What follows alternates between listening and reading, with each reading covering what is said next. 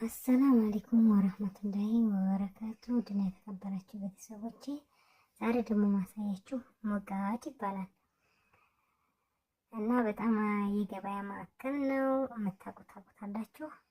ወልዲያ ውስጥ ማከፋፈያዎች የሚገኙት እዚህ አካባቢ ነው።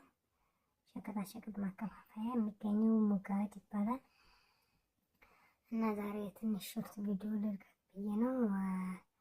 ሰፖርት አድርጉኝ። ቪዲዮውን በማየት ሰብስክራይብ፣ ላይክ በጣም ነው የማመሰግነው።